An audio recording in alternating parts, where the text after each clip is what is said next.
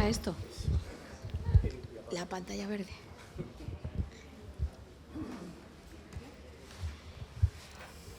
Bueno, buenas tardes. Después del breve descanso para el café, vamos a dar paso a la ponencia de Ascensión Blanco. Ella es doctora en psicología, especialista en trastornos de la conducta alimentaria, en diagnóstico y prevención.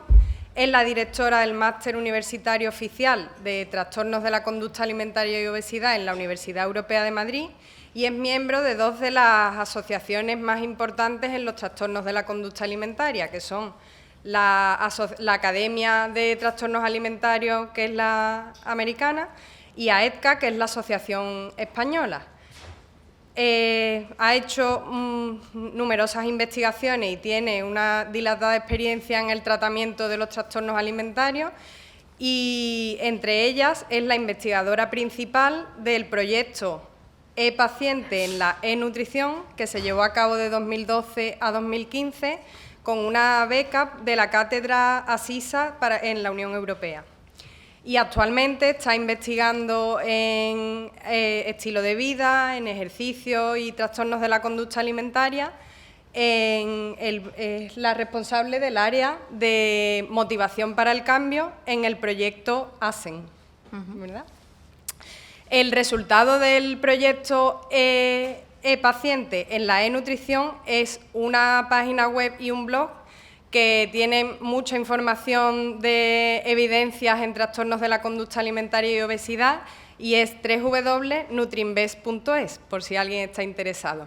Y hoy va a hablarnos de un aspecto que es muy importante para todos aquellos que trabajen en la práctica clínica como dietistas nutricionistas, que es la alimentación emocional. No le quito más tiempo y dejo a Ascensión. Bueno, pues muchas gracias. Antes de que se levante Inma, bueno, por supuesto quiero dar las gracias a la organización, a Luis y bueno, pues todas las personas que se ocupan de todo esto por invitarme, que yo como vengo de otra área que no es solo la nutrición, aunque he tenido que estudiar mucho de esto, pues vengo encantada. Y también agradecerle a Inma porque Inma además fue una de mis alumnas del máster, muy aventajada, la tengo mucho cariño y bueno, pues cada vez cuando me enteré que iba a ser mi moderadora, pues me pareció pues un bonito detalle, entonces te lo agradezco mucho, que hayas sido tú, ¿vale? Bueno, si os parece y no os importa, yo me voy a levantar porque no soy capaz de hablar aquí sentada. ¿Se oye bien? ¿O no se oye? ¿Me quedo entonces sentada? Aquí se oye, pero me tendría que coger el micrófono, ¿no?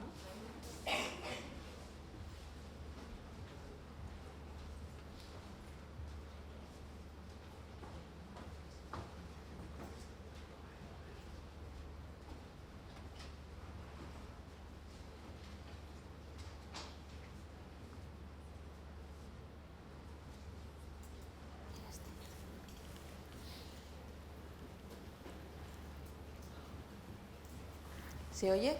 ¿Sí? Bueno, yo le añadí la coletilla, aunque ahí lo tenéis solo como alimentación emocional, las implicaciones en el estilo de vida, que es a lo que me estoy dedicando, bueno, pues estos 3 últimos años. Os voy a hablar un poquito del proyecto actual, aunque voy a dar también una pequeña charla o, bueno, pues un desarrollo más teórico para ubicarnos un poquito sobre todo esto. Es un tema del que se habla muchísimo, pero hay muy poca ciencia al respecto y también hay pocas publicaciones que hablen de, bueno, pues esta parte tan importante que es la conducta de la ingesta, pero vinculada a esa parte que está también ubicada en el hipotálamo, que son las emociones, ¿no? Y donde los psicólogos tenemos sobre todo la mayor cabida de nuestro trabajo. Bueno, simplemente porque si no, marketing seguramente se enfadaría conmigo, pero sobre todo porque además creo que a lo mejor no sé si habéis estado alguna vez en la Universidad Europea. Yo la verdad que estoy contenta porque esto que tenéis por aquí, pues estas instalaciones, esto que tenéis por aquí, es lo último que tenemos en los 2 últimos años, con lo que trabajamos bastante y bueno, que nos ayuda mucho a poder desarrollar estos proyectos, porque uno de los que os voy a hablar se está desarrollando en la universidad, con personal de la universidad, o sea, con trabajadores no con profesores, sino trabajadores de los servicios de la universidad, y bueno, pues está teniendo la verdad que bastantes buenos resultados, sobre todo en las implicaciones de los hábitos nutricionales saludables, del estilo de vida y también bueno, pues, lo que tiene que ver con esto que vamos a contar hoy, ¿no? Bueno, nosotros tenemos en Madrid tenemos 2 campus. Normalmente hay una jornada que aprovecho para deciros que hacemos todos los años en mayo, a la que siempre que puede Luis acude, y bueno, que tiene que ver sobre todo, siempre la ubicamos dentro del contexto de trastornos alimentarios, pero cada vez más pues invitamos a gente del ámbito de la nutrición, porque a mí me parece que sois un perfil súper importante para trabajar en los trastornos alimentarios, sois los que más sabéis de nutrición, evidentemente, y con nosotros desde luego es una de las cosas que más nos interesa. Los alumnos que vienen a realizar esta especialización son la mayoría nutricionistas, cosa que nos alegra muchísimo por lo que os digo, ¿no? Porque sabemos perfectamente que son enfermedades crónicas de la conducta alimentaria, pero que antecedentemente bueno, pues no, son decisiones voluntarias de la persona que se pueden llegar a convertir en un trastorno, pues quizá por este tipo de elementos vinculados que se unen en el hipotálamo, pero que tienen que ver con la conducta alimentaria y con el estilo de vida. Bueno, esto es un poco lo que yo os voy a contar, voy a tratar de no enrollarme mucho para hablaros un poquito más de los proyectos, y vamos a empezar un poquito con esta primera parte que tiene que ver con el cerebro. De todo esto no creo que os vaya a descubrir nada nuevo, pero está claro que nosotros al menos tenemos estas 3 funciones, o tenemos estos 3 elementos funcionales en nuestro cerebro. Pero del que vamos a centrarnos más, sobre todo, tiene que ver con ese cerebro que no solamente piensa racionalmente, sino que además siente y tiene una serie de decisiones que están más vinculadas con las emociones, puesto que las emociones tienen su función también. Sabéis que bueno, pues todos tenemos, además de esa toma de decisiones o esa necesidad de pensar para realizar las tareas de la vida cotidiana, pues también nos sentimos atraídos o rechazamos, o nos disgusta o nos afecta positiva o negativamente el tratar con personas, el trabajar con pacientes, o incluso tener que enfrentarnos todos los días bueno, pues a este tipo de enfermedades crónicas tan graves, ¿no? Y eso genera a veces, como os digo, un rechazo o un conflicto de aproximación y evitación que vamos a comentar. Y luego esto nos hace actuar, evidentemente, y esto es un poco lo mismo, ¿no? Lo que ocurriría exactamente igual en una persona que utiliza el alimento no como una fuente de satisfacción física, sino como una fuente de satisfacción emocional, pues para calmar esos momentos de estrés o ansiedad, o incluso para manejar ese vacío o esas dificultades de la vida cotidiana o de la vida profesional que no sabe cómo organizar o no sabe cómo responder ante ellas. Y bueno, pues lógicamente lo más difícil es intervenir en esa parte que se ubica en la ínsula, que es el cerebro emocional. Bueno, aquí lo tenéis un poquito más descrito, pero los mamíferos, pues, bueno, pues sobre todo utilizamos el cerebro para, en la parte del sistema límbico, para controlar nuestras emociones. El problema es que cuando sufrimos, por ejemplo, de alexitimia, que es esa dificultad para manejar lo emocional, para detectar por qué estamos satisfechos o insatisfechos, por qué estamos contentos o tristes, pues somos incapaces de gestionar adecuadamente esa fuente de insatisfacción, por decirlo de alguna manera. Y eso es lo que nos lleva a tomar decisiones erróneas o a actuar de una manera equivocada, ¿vale? Esto siendo muy simples, pero realmente todo lo que hay detrás de esa toma de decisiones es muchísimo más.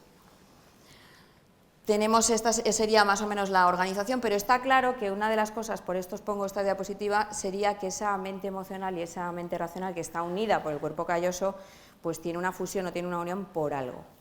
Y eso es un poco de lo que vamos a hablar. Evidentemente, gracias a esta ubicación o a este desarrollo tan enorme de nuestro cerebro, tenemos un pensamiento holístico.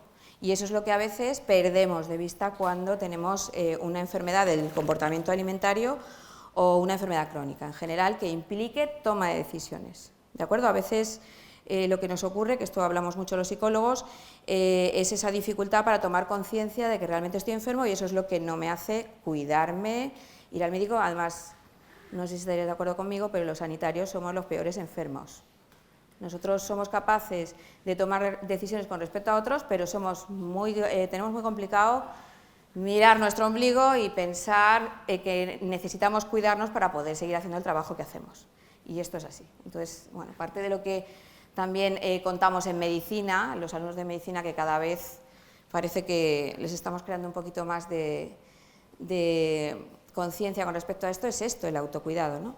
El cómo esta parte emocional no debemos dejarla de lado porque tiene su función, y es preservar la salud mental. ¿De acuerdo? La OMS habla de salud física y mental, entonces la salud física está clarísima, pero la salud mental todavía nos queda un largo recorrido por trabajar.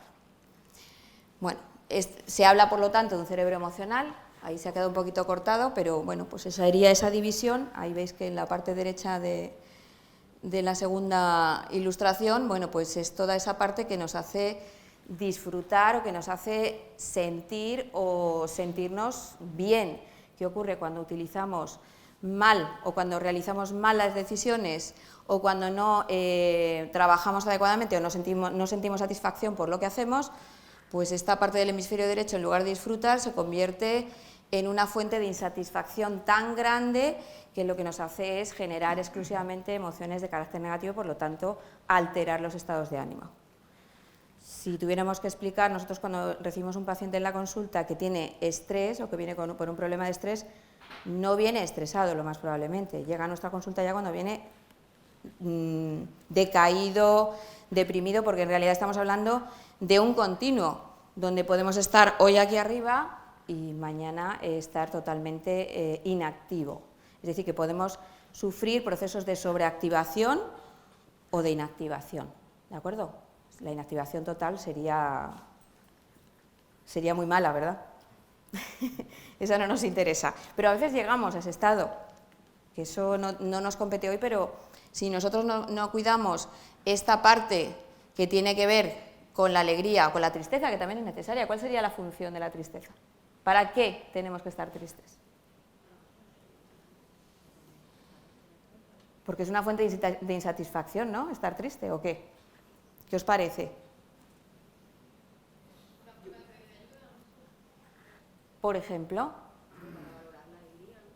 para valorar, sí señor. A veces estas encrucijadas de satisfacción y insatisfacción, alegría, tristeza, bienestar o malestar, estos polos, porque todos somos bipolares, no es tan extraño que en un momento dado de nuestra vida nosotros vayamos a tener un problema de bipolaridad, cualquiera de nosotros que tengamos un desajuste lo suficientemente importante en nuestra vida, no solo en nuestros neurotransmisores o en nuestros factores bioquímicos, podemos bueno, pues llegar a mantener o tener una situación lo más parecida a una bipolaridad, ¿de acuerdo? Lo que pasa que, bueno, pues esto es en casos extremos, pero en casos de estrés postraumático o incluso de situaciones que nos superan, realmente esto nos podría llevar a padecer una enfermedad mental, ¿vale? Aunque no fuera con una gravedad extrema.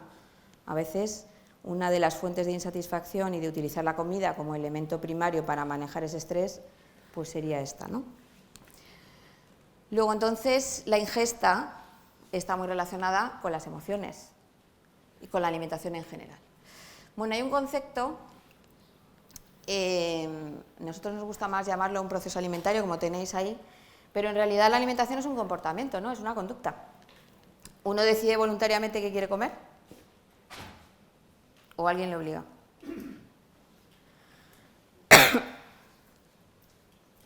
¿Comemos porque queremos o comemos por obligación? Comemos por necesidad principalmente, ¿no? O sea, es una necesidad física.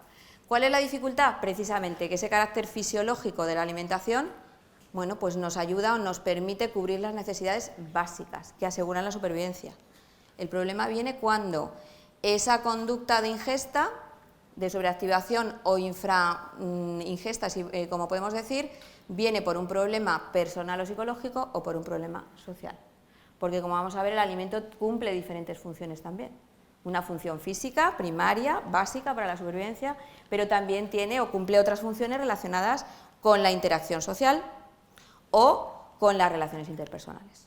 ¿De acuerdo? O sea que es una necesidad física, pero también tiene otras funciones relacionadas. ¿Pero por qué comemos? Bueno, como tenéis ahí, por ejemplo, esta ingesta física está regulada por el hipotálamo también, igual que se regula la sed, el dolor, la satisfacción, lo que estamos diciendo. Entonces, bueno, pues esa necesidad a veces no se queda suficientemente cubierta, porque nosotros Comemos para nutrirnos, pero también a veces porque hay un factor bioquímico o un elemento biológico que nos hace tener esa necesidad. Nosotros ya sabemos, no solamente porque es la hora de comer o porque es la hora de cenar, cuándo necesitamos comer, ¿no? O sea, basta con que observemos o que prestemos atención a esos movimientos del estómago, a esos movimientos que son muy parecidos a los síntomas de ansiedad, para que nosotros pues decidamos o sepamos que tenemos que comer, ¿de acuerdo? O sea, que eso no hemos descubierto nada nuevo. Sin embargo, a veces nos saltamos estas pistas o estos elementos o respuestas o estímulos fisiológicos y pasamos a sobreactivar o generar una conducta alimentaria excesiva, ¿vale? La ingesta fisiológica ya no es una necesidad física. ¿Cómo la podríamos definir a la ingesta psicológica? ¿Qué es la ingesta psicológica? ¿Pero de qué?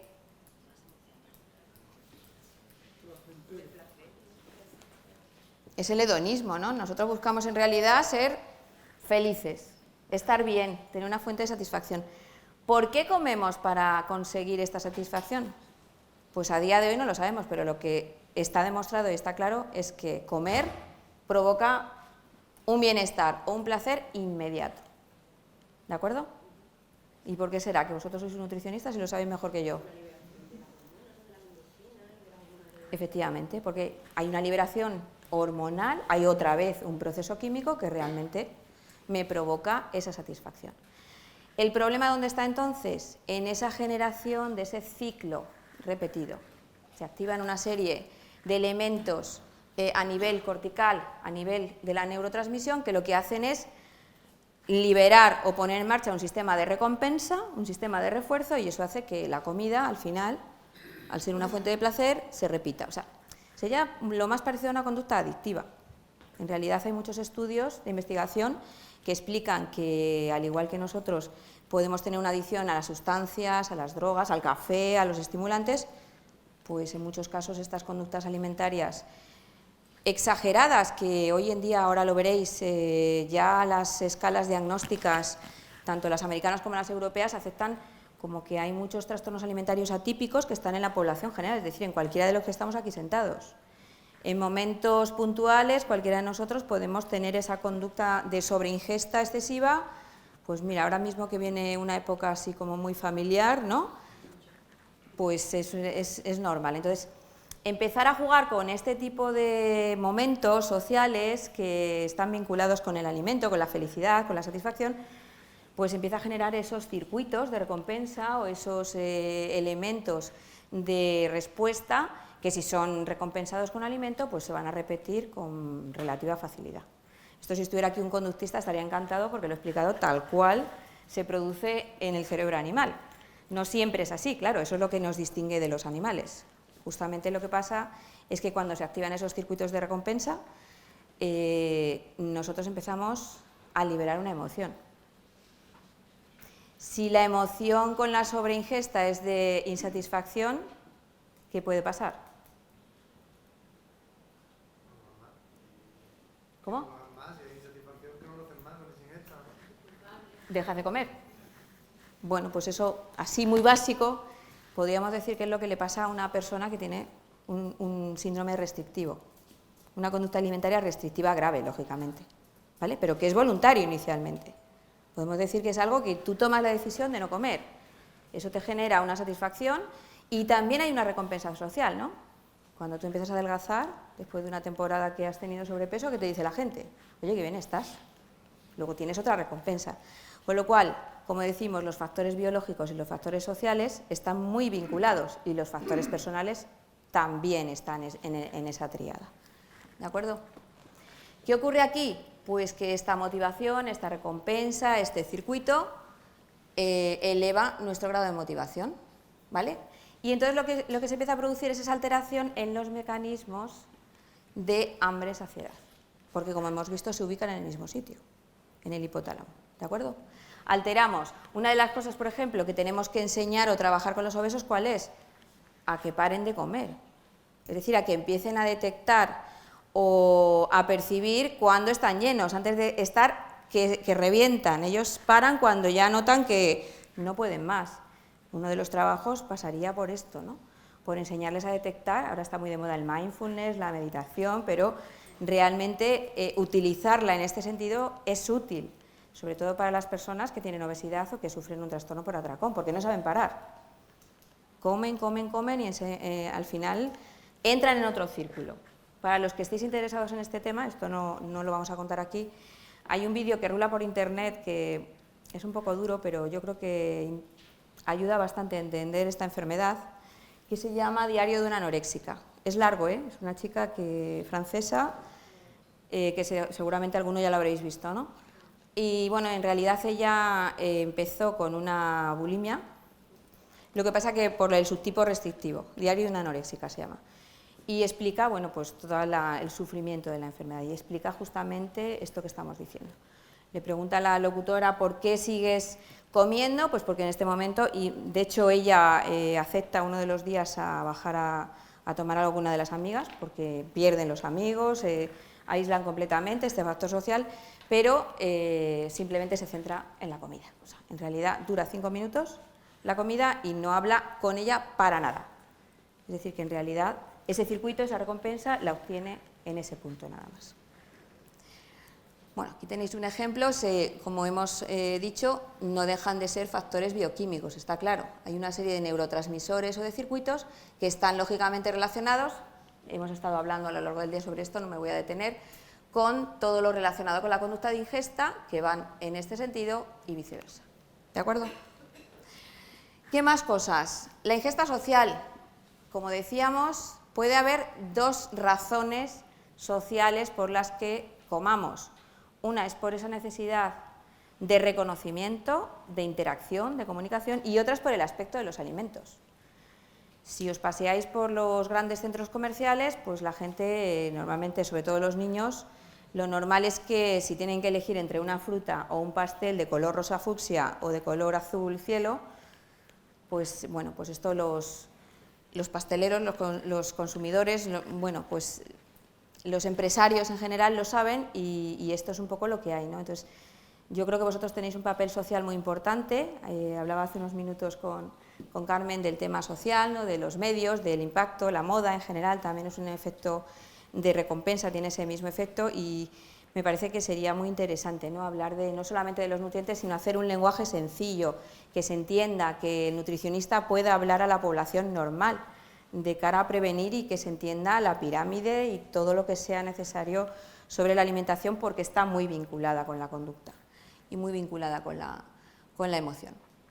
Por ejemplo, no se ve muy bien aquí, pero si vierais esto sin luz, pues se ve ese color rojo intenso de las fresas que, bueno, en realidad hoy en día tú también puedes ir a un centro comercial, les dan ese brillo y ese formato y es posible que incluso si nosotros educamos a los niños a que prueben por lo menos estos alimentos, pues lo normal es que se acostumbren a comer estas cosas y no la bollería industrial o cualquier otro alimento que no tiene ningún tipo de nutriente valioso para la salud. Parece que también, os pongo estos alimentos porque parece que también nosotros decidimos este acto social o esta conducta social, también decidimos los alimentos por el color.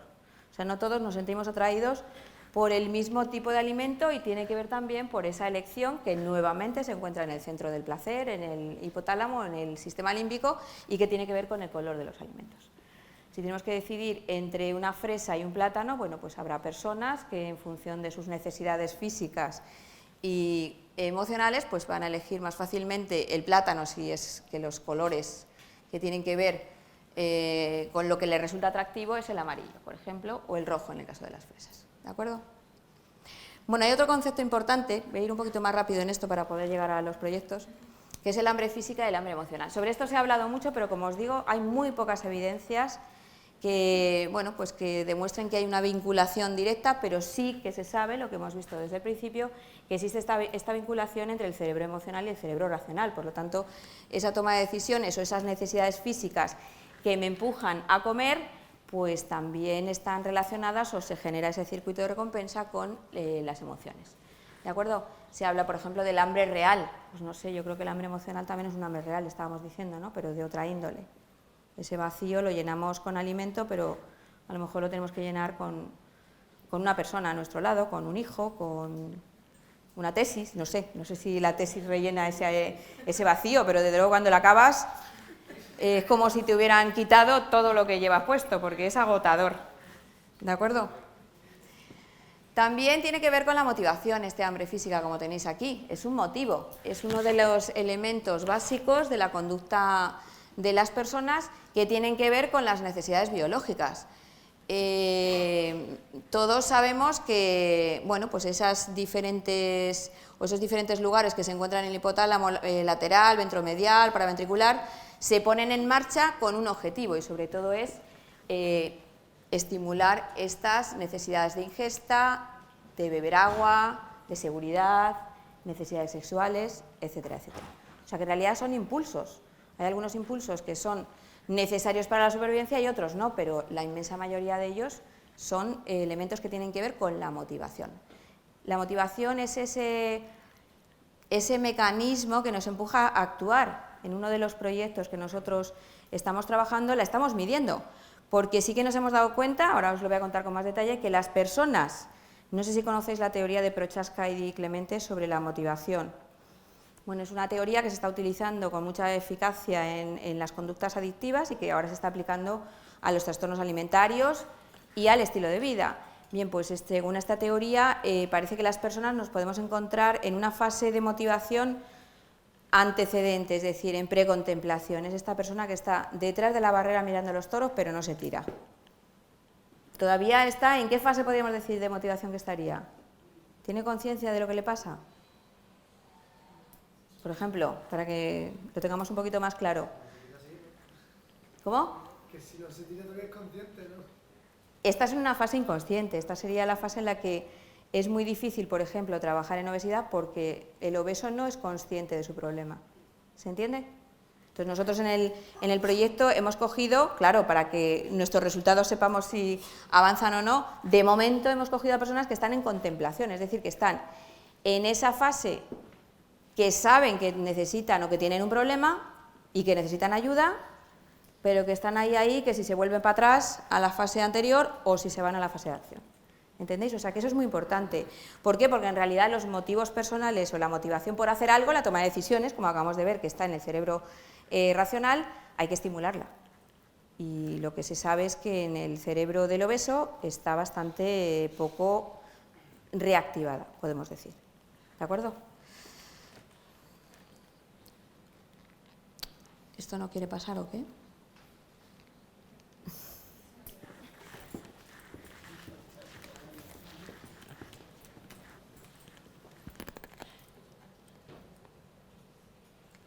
Me dice reiniciar o esperar 1 hora. No esperamos 1 hora, ¿no?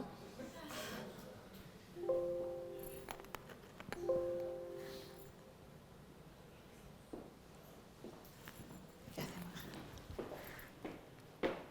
No pasa. Perdón.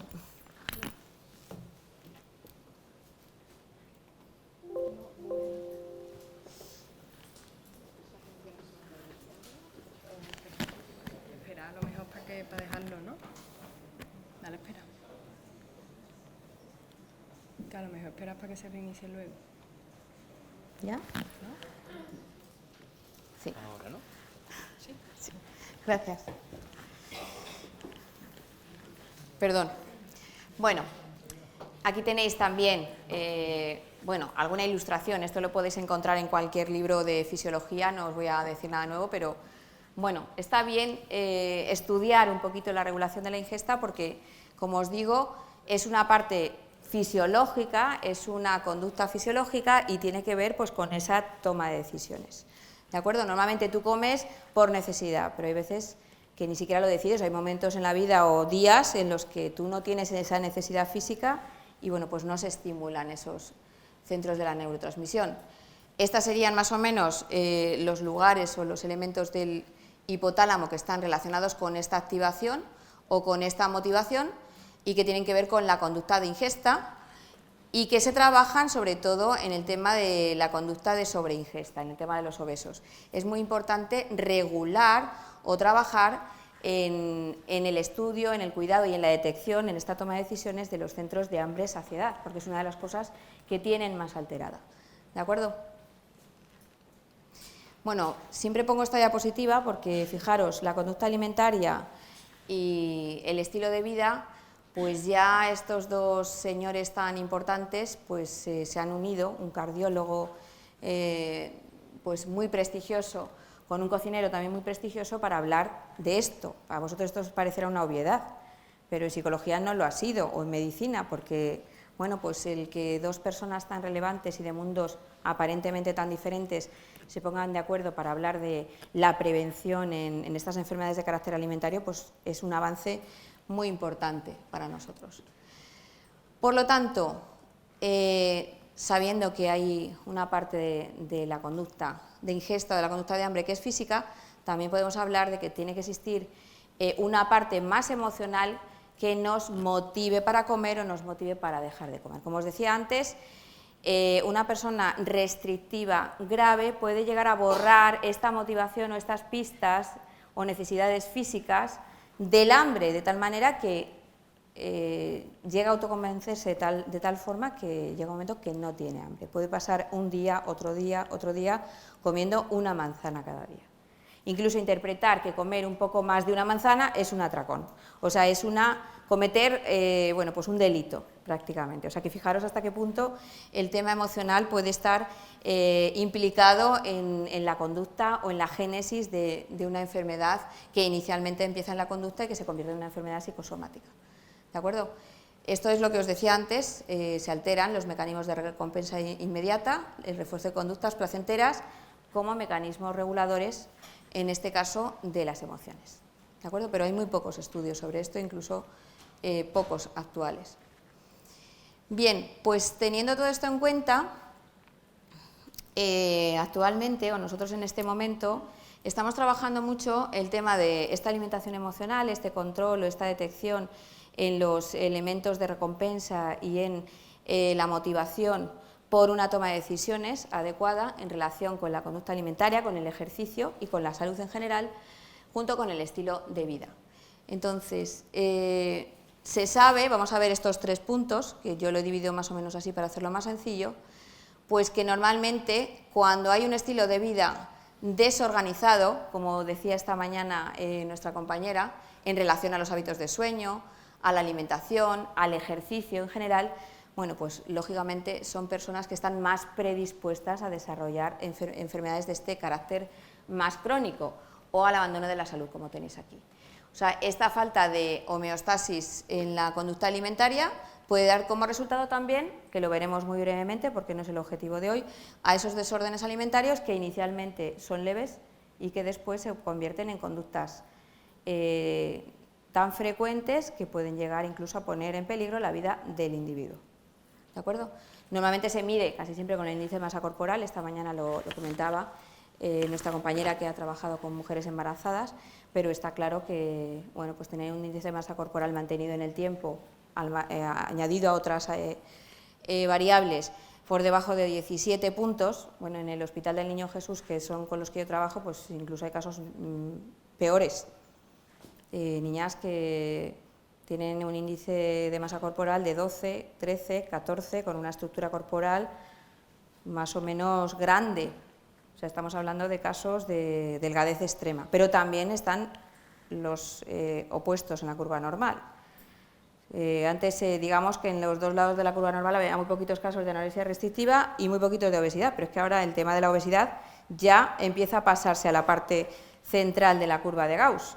Es decir, que ya no empieza a ser algo anecdótico ni algo que sea poco importante. Esta mañana decían que algunos estudios indican que somos el segundo país europeo con obesidad, pero es que algunos ya, que se están publicando, nos indica que somos los primeros con obesidad infantil, teniendo una dieta mediterránea. Pues hay algo más que no va bien, no solamente el tema de la dieta. Y por último, también, justamente en esta misma semana se ha celebrado el Congreso de la Asociación Española para el Estudio de los Trastornos Alimentarios en Zaragoza y se hablaba ya de bueno, pues diferentes perfiles de comportamiento relacionados con la alimentación. lo que os explicaba, que tienen mucha relación o que se parecen muchísimo a lo que serían las conductas adictivas, pero vinculadas a la comida o al alimento inadecuado, en este caso. Fijaros, en relación con el primero, en relación con un estilo de vida desorganizado. Yo aquí lo tenéis, si lo queréis leer alguno, o me lo pedís y yo os lo paso, tuve la suerte de estar hace como 6, 7 años con una profesora en la Universidad de Texas Tech que trabajaba con actividad física. Ella misma reconocía que tenía anorexia nerviosa, con lo cual era una persona pues, muy motivada para trabajar estos temas. Y bueno, pues estuvimos trabajando sobre todo en los estilos de vida activos. Esta mañana también se hablaba de esto, ¿no? Parece que un estilo de vida activo, tengo que ir cortando ya, bueno, pues 5 minutos. Un estilo de vida activo pues está relacionado con el desarrollo de este tipo de problemas, ¿de acuerdo? Entonces, mirar, en este estudio, por ejemplo, que se hizo en Perú, pues fijaros en el estilo de vida que se hizo en un grupo de personas o de médicos de un hospital público. Dedicaban 9 minutos a desayunar, 27 minutos a comer y 26 minutos a cenar. El 88% consumían frutas y el 82% verduras, que no lo he puesto aquí dentro de los niveles recomendados, o sea que hasta ahí muy bien, pero fijaros, el 71% tomaban snacks como tentempié a lo largo de la noche cuando tenían una guardia y el 69% de estas personas tenían sobrepeso. Es decir, que en los contextos clínicos también nos encontramos esta problemática. Bueno, simplemente este es un estudio que os conté cuando vine hace 3 años aquí, que hicimos con un grupo, os lo paso rapidito para que podamos acabar en tiempo, que hicimos con un grupo de obesos prediabéticos, con la doctora Margarita Pérez, que era la IP del proyecto.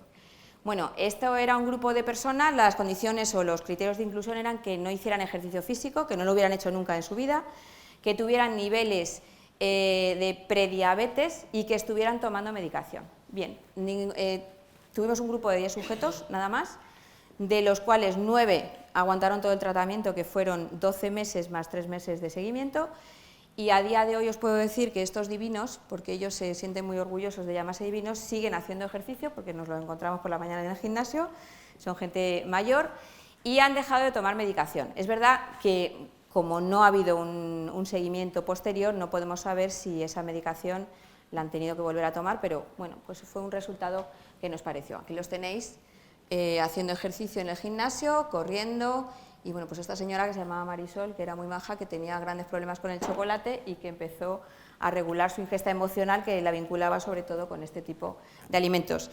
Se hizo, por ejemplo, trabajando el Mindful Eating, que esto está ahora también, lo conoceréis. Y para terminar voy a pasar, actualmente estamos trabajando en este programa que os decía del estilo de vida, es el programa ASEN, que tiene que ver con hábitos de ejercicio y nutrición adecuados, y donde trabajamos también con la motivación al cambio, como os decía.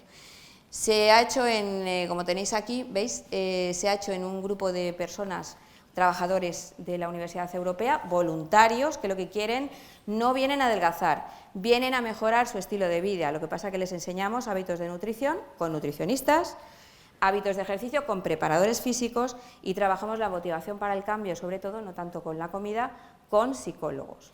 Hay médicos del deporte que lo que hacen es evaluar esas variables psicofisiológicas necesarias, como es la condición física, la preparación, la bioquímica, etc. Este es el equipo de investigación, que como tenemos una enfermera, que sería una de las directoras, Olga, que es preparador físico, Lidia también, Margarita, que es médico especializado en medicina del deporte, y yo misma. Y bueno, pues aquí tenéis qué es lo que hacen, en qué consiste el proyecto. Estas serían las diferentes fases, como veis, duran 6 meses. En las primeras fases hacemos una primera evaluación, hacemos otra evaluación en mitad del proyecto, donde hacen ese trabajo de motivación al cambio con sesiones de psiconutrición, donde se trabaja la motivación y la nutrición en paralelo, y también trabajan con 2 preparadores físicos que les entrenan todos los días en el gimnasio durante esos 6 meses. Después se les deja solos. Bueno, estos serían más o menos los elementos que se evalúan en todos los casos, como tenéis aquí. Se les hace una analítica, se analiza también los perfiles de microbiota, se les hace un DEXA, se les hace una evaluación de la preparación física y también una evaluación de antropometría. ¿de acuerdo? Y luego lo que hemos hecho diferente quizá con respecto a otros proyectos es que hemos preparado una serie de píldoras online que consisten en cada una de estas píldoras. La primera con la que empiezan es motivación al cambio, con esta acaban. Bueno, pues son como mini vídeos donde los participantes tienen obligatoriamente que revisarlos y leerlos, porque es importante y es todos los elementos que se van a trabajar a lo largo del proyecto. Algunos hablan del ritmo cardíaco, las recomendaciones, los mitos alimentarios, el ejercicio físico, bueno, todos estos aspectos que son tan importantes en el estilo de vida y que, como os digo, no tanto para adelgazar. Algunos en el área de la motivación se centran sobre todo en hablar de, bueno, pues de que quieren bajar 1 kilo, de que no lo consiguen, otros se centran más en que quieren hacer ejercicio porque no lo han hecho nunca. Bueno, cada uno tiene sus motivaciones, pero lo cierto es que tenemos cada año como 12 participantes y 12 en el grupo control. Los del grupo control se quedan a veces frustrados porque se les hace una evaluación enorme y muy interesante, pero no participan en el grupo experimental, y en el grupo experimental os puedo decir que la inmensa mayoría, todavía no tenemos datos, estamos con los datos preliminares, han bajado peso, algunos no han bajado peso, pero se sienten mejor y están empezando a hacer ejercicio físico. Y bueno, pues en la próxima convocatoria pues a lo mejor os podré contar realmente los resultados. Bueno, como no me quiero pasar del tiempo, lo dejamos aquí si queréis.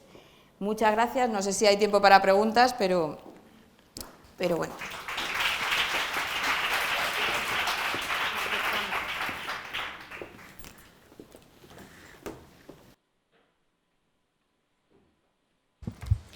Bueno, ¿alguien tiene alguna pregunta a toda esta charla tan interesante que relaciona emociones y alimentación?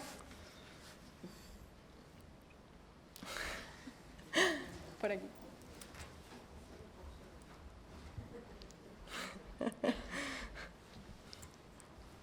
Gracias, Ascensión. Yo tengo una consulta ligada al plano de alimentación, emocional, información, y quería saber un poco tu opinión.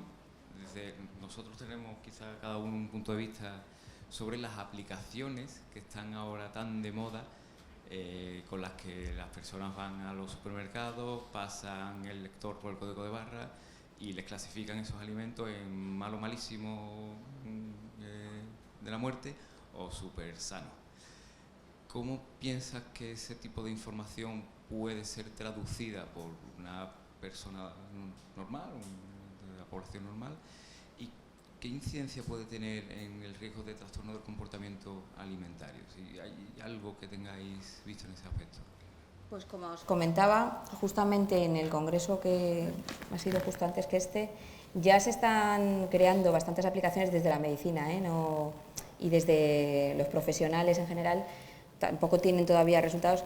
A ver, mi opinión es que todo lo que tenga que ver con la mejora de la salud o de la información o del acceso a la información nutricional, de ejercicio, médica, psicológica, está muy bien si está regulada por un profesional. El problema de estas aplicaciones, nosotros hicimos un estudio en el iPaciente con la iNutrición hace unos años, donde la mayor parte de la gente consultaba páginas o aplicaciones o utilizaba lo que suele ocurrir, ¿no?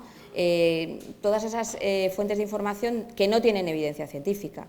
Entonces, este es el tema. Yo soy la primera usuaria y estoy encantada de estar aquí porque aprendo mucho sobre la nutrición, porque no sé si es bueno tomar aceite de oliva, si no lo es. No sé si es bueno tomar 2 huevos al día, si no lo es. No sé si las harinas refinadas son adecuadas para una alimentación saludable. Yo hoy he aprendido muchísimo, pero igual que a lo mejor a alguien que sea ajeno a la nutrición necesita esa fuente de un profesional o ese feedback de un profesional regulado para, bueno, pues realmente tener una conducta, unos hábitos adecuados, pienso que hay que tener un control de todo esto. Nosotros, por ejemplo, en el tema de los trastornos alimentarios, se están generando apps en relación, nosotros estamos trabajando en una de ellas, pues para mejorar no tanto el control o la gestión de estos motivos alimentarios o de estos motivos que te llevan a enfermar con la conducta de la ingesta, sino mejorar la información vinculada con hasta dónde es patológico y hasta dónde no. Porque todo aquello que se hace en un exceso y por necesidad, obligatoriamente, como puede ser el ejercicio extenuante, que está muy presente, ella lo sabe, que estuvo en el Niño Jesús, en estas chicas o en estos chicos, pues eso es ya es una obsesión. Entonces, cuando tú tienes ya una obsesión por adelgazar y utilizas esas herramientas para conseguir más información y seguir con tu ritual, pues ahí estamos hablando ya de una patología. Entonces, todo lo que esté regulado o lo que esté marcado por un profesional a mí me parece que puede ser útil, como un podómetro, como cualquier herramienta que aunque no la manejes o no la conozcas, pues le ayuda al paciente y al profesional a obtener información sobre su comportamiento o su conducta. Pero hacerlo así, pues solo, ¿no? Como cuando tomas te automedicas, pues es contraproducente para la salud. Gracias. ¿Hay alguna otra pregunta?